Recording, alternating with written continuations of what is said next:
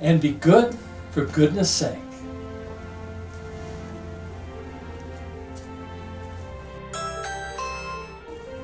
Oh, come in, please, come in. Thank you so much for coming. Thank you, Santa, and thank you for granting me this interview. Oh, it's I who should be thanking you. When do you want to start the interview? Right now, sir. And what is your first question? Yeah, my first question is, what did you mean by you should be thanking me? Well, I have never had a real interview before, so this is my first and my last. What do you mean by your first and your last? Didn't mean to scare you. Simply put, I am going to retire, and that is my new outfit. And as soon as I get a pair of shorts, I'll be good to go. Retire? Like, who's gonna take your place? You're Santa. That Santa, my dear, is already in my place.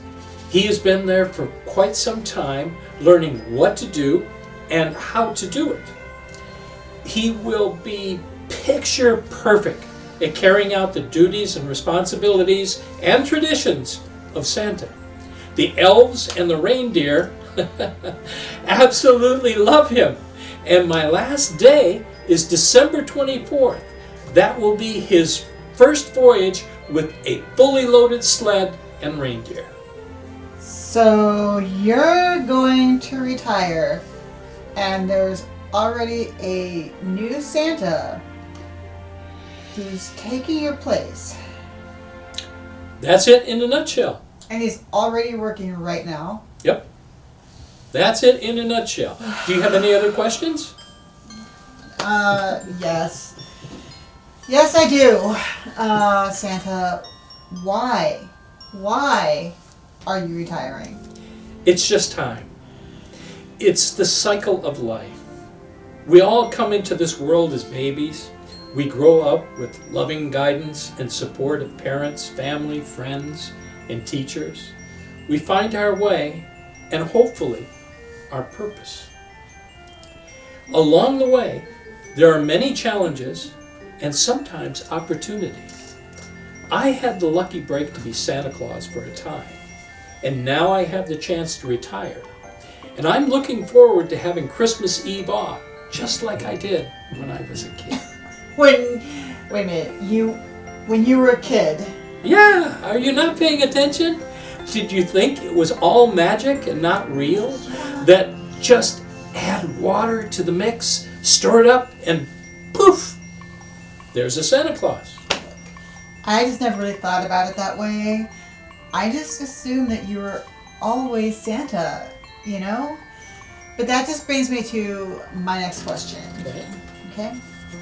Describe to us what it's like to be Santa. Oh, being Santa has always been a blessing. It's been a wonderful, wonderful gift. You get to share Christmas with everyone all over the world, no matter your race, creed, or the pigmentation of your skin. Anyone can have the spirit of Christmas, or the spirit of Santa Claus, or both. Christians celebrate the birth of Jesus Christ on Christmas. Jesus represents the love of all mankind from our Creator.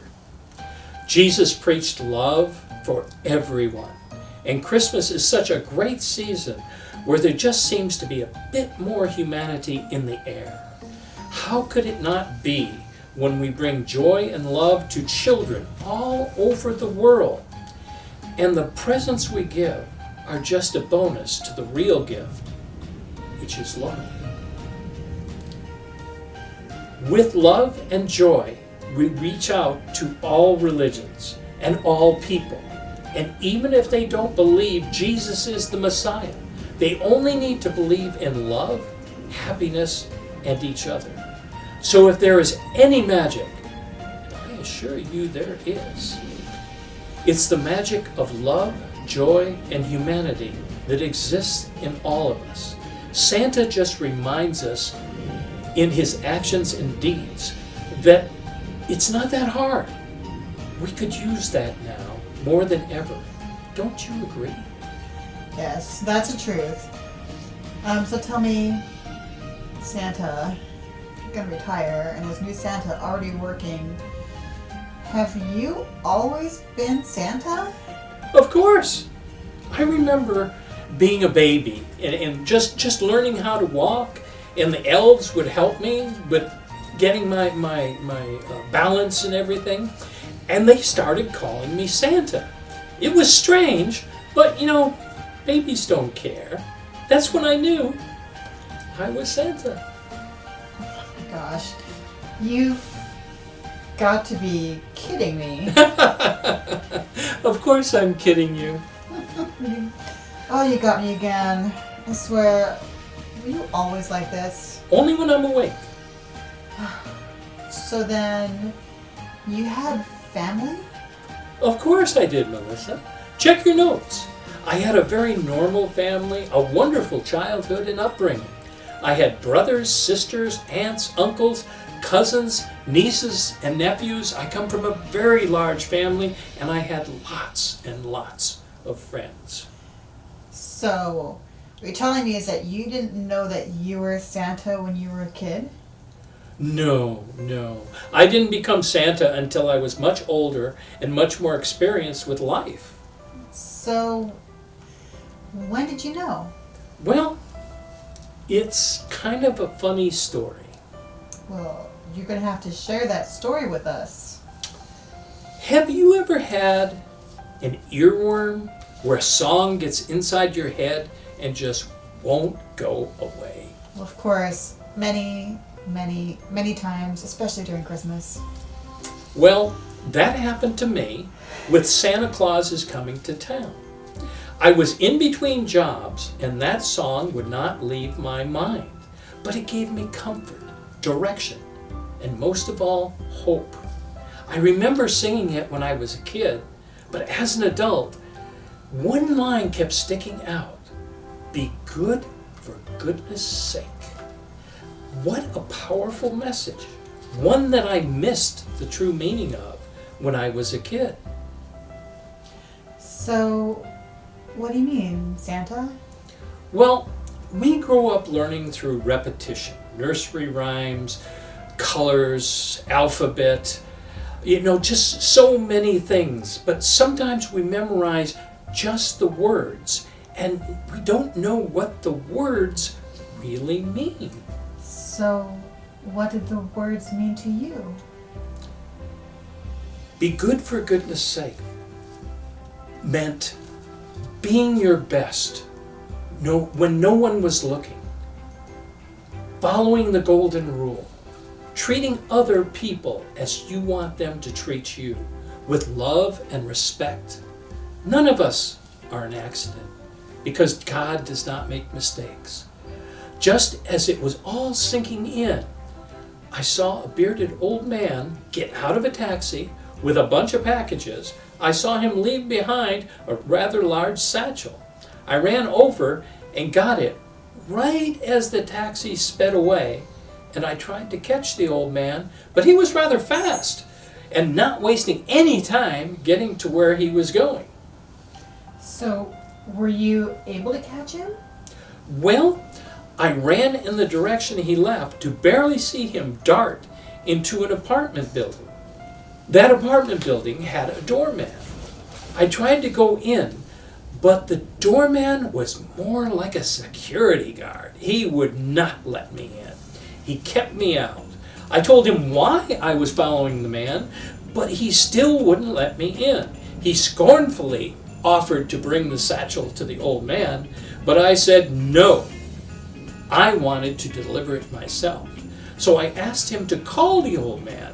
He was very irritated with me, but he begrudgingly made the call. So, what happened next? As I was watching him make the call, his demeanor and his energy changed. He smiled when he got through, and I heard him say in a very cheery voice, "Yes, sir, I will send him up right away." The doorman then turned to me looking like a completely different person, and politely asked that I take the satchel to the top floor and ask for Mr. Kanakaloka at the desk. He is expecting you. I thanked him and took the elevator to the top floor. When the doors opened, I could see it wasn't an apartment building. It was a bustling business office, but it was rather unusual because everyone was working diligently, but it looked like they were all having fun. The young man at the desk asked my name, and when I told him, there was a sparkle in his eye and a smile. He excitedly said, "Please follow me." So I followed him to Mr. Kanakaloka. He was obviously somebody very important in that office. So was Mr. Kanakaloka the old man with the beard? Yes, he was. We shook hands and he said, "What can I do for you?" So what did you say? I said, "I saw you get out of the taxi with all your packages, but you left this behind." And I handed him the satchel and smiled. So what did he say? It wasn't what he said, it was the way he said it and what he did. He asked me why I picked up the satchel and made sure I personally returned it to him. So I told him I learned a very valuable lesson that day. From All Things, a Christmas song I used to sing when I was a kid. Actually, just from one line. He asked me, "What line?" And I said, "To be good for goodness sake." That slightly scornful look he had broke into a smile. It was at that point he said, "Good answer." He then offered me a reward, but I kindly refused the reward and told him my reward was getting the satchel back to him. He had an even bigger smile. I stood up, preparing to leave, outstretched my hand for a goodbye handshake, and he switched to a pondering look and asked me if it was all right if he asked me a few questions. I agreed, but it felt strange. I sat back down, wondering why would he want to ask me any questions? What did he ask you? He asked me if I was on a lunch break or needed to get back to work, and I told him no. I was in between jobs, so I had some spare time. He then asked me what type of work I was in, and when I told him I was a computer tech, he got that big smile again. Then he asked me if I looked in the satchel. Why would I look in the satchel? I told him no, and his smile got even bigger. He then said, "Then you have no idea what's inside or who I am." This was getting weird. Why would I know who he is? I never met the guy. "No, sir," I said. He then returned to that pensive look and asked me if I was available for work. His question caught me off guard, and I hesitantly said yes. And he said, "Good. Welcome aboard to the best job you will ever have."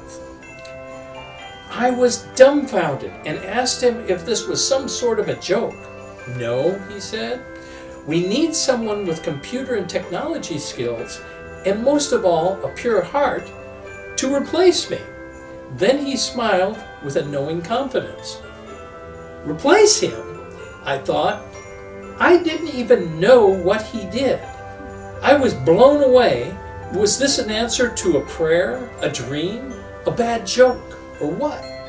I told him I was very confused, and he just smiled at me and said, "I know. I was too when it happened to me." What the heck was this guy talking about? He opened the satchel and asked me if I would pull out what was in there. So what was in there? It was filled with letters to Santa Claus. What? Now I was seriously confused, and he said, "Do you know my name?" What? I said, "Yes, Mr. Kanakaloka." "Do you know what it means in Hawaiian?" I said, "No, sir, I don't." Then he said, Santa Claus. What? I was lost. I didn't know what to say. And I asked him, "Is this a prank?" And he said, "No, it's not a prank, but I can explain if you will listen." So I listened. So what did he tell you? He told me everything I needed to know to take his place, and I enthusiastically agreed and took the Santa vow right then and there. There's a Santa vow? So what's a Santa vow? That is extremely confidential, top secret, and it's given from one Santa to the next in a solemn vow. That oath has never been broken since St. Nicholas became the first Santa in the 3rd century. Well, what can you tell me? I can tell you this. At the moment, the times were changing. It was the beginning of high tech for Santa's workshop. It was the best job I've ever had, and we computerized everything we could to make things more efficient and not to miss anything. In fact, there was a crossover from pen and paper to the computer spreadsheet, and I found something that was missed for you. I believe you had this on your Christmas list a few years back when you were a kid. When I was going over the books, I saw it, and it was important to you, but missed.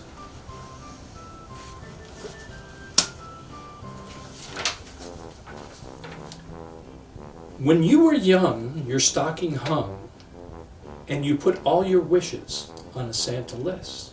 But on Christmas morn, you were forlorn, because something was definitely missed. Can you accept from me apologies from everyone on my team? We hope this gift will give you a lift and remind you how to dream. Because nothing is impossible, it's just waiting to be done. Just believe that you're unstoppable and know you are the one. Go ahead, open it up, Melissa. It's for you.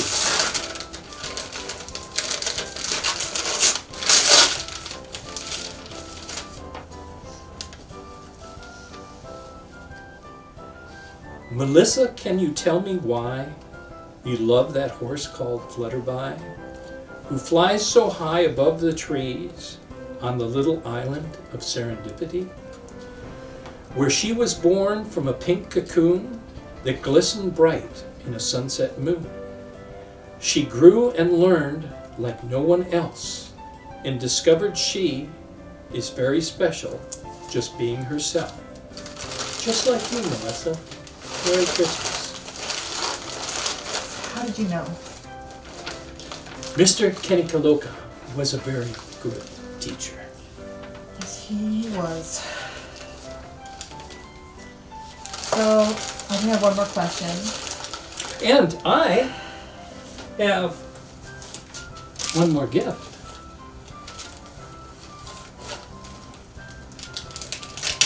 I hope you got mine.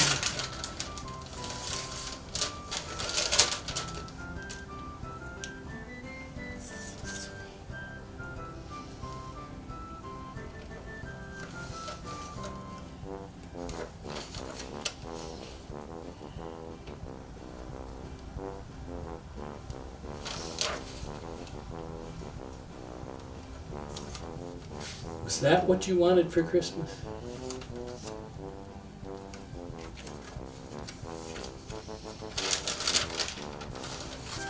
Yes.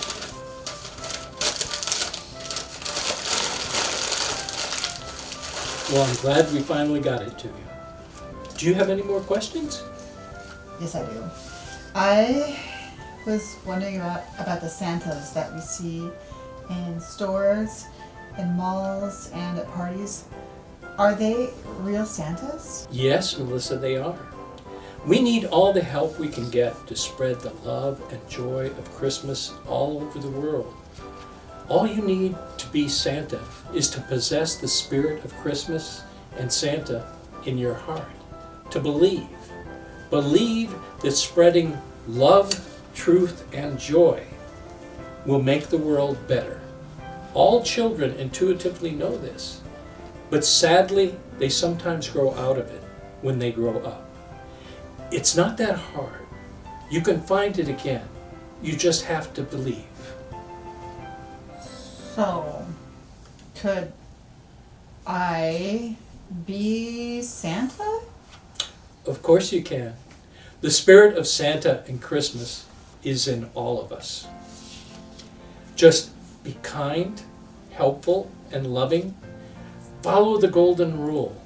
Love your neighbor as yourself. And most importantly, follow the teachings of your faith, the direction of your parents in all ways. Be good for goodness sake.